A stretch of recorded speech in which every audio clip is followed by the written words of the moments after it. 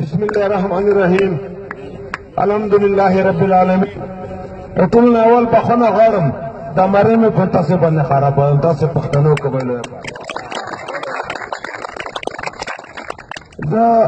ټول اول نقیب الله شهید د خاندان سره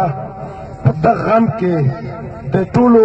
قبایلو پښتنو طرف نه اعلان کوم چې دا غم د نقیب الله شهید مسعود نه دا غم د ټولو قبایلو ټولو پښتنو دی په دا غم کې موږ برابر اوسره شریک یو نقیب الله شهید زه عام انسان نه ګڼم پته نشته چې کوم راز د رب او د ده په منځ کې و چې هغه راز په وجه باندې زرګونه کلکونه قبایلو پښتانه مړه شول خو دا سره چا څوک نه شول لکه په نقیب الله شهید باندې زه نقیب الله شهید ولي الله ګڼم د پښتنو د قبایلو لپاره زه د نقیب الله وینې ته د هغه روح ته سلام پیش کوم او د خپل رب نه دا دعا غواړم چې ربه څنګه نقیب الله شهید د وینې په وجه باندې موږ قبایل او موږ پښتانه تاره وخورو یا الله اوس هم موږ د تا شکر ګڼو که موږ نه کومه ګناه شوې وای د هغې نه بخشش او معافي غواړو بیا زه دغو ملګریو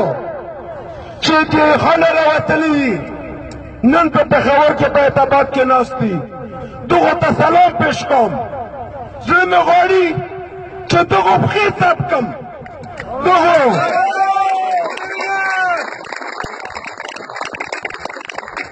دغو د خپل قوم دپاره نقیب الله شهید د وینې دپاره هغه جدوجهد وکړو چې موږ پښتانه د دغه جدوجهد نه ډېر وروسته پاتې شو دا جدوجهد د موږ پلارونو نیکه حصه وه خو نن یې د موږ پلارونو وایي نیکونو روحونه م خوشحال کړل چې تاسې جهل خانه دلته راغلو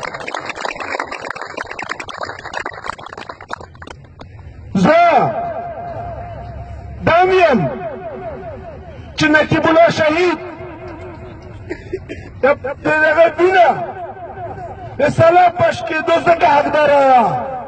چې دا نه چې یو مسعود یو قبایل یو پښتانه یو پاکستاني د ټولې دنیا مسلمانان نن د نقیب الله په وینه او په شهادت باندې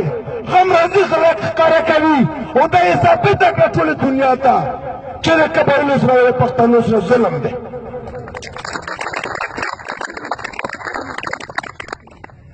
موږ د نقیب الله غوندې ځوانان فنا کېدل میندې کونډېدل میندې پوره کېدل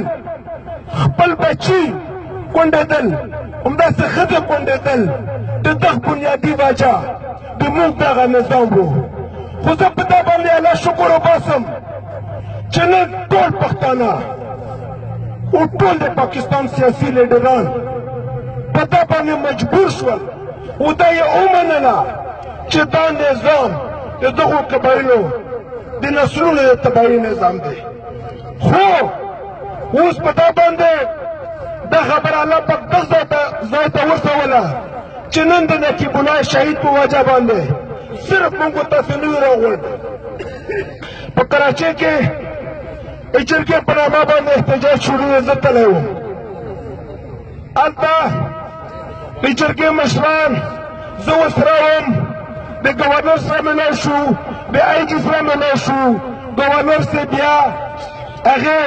درنې ته هم راغلو نن اوس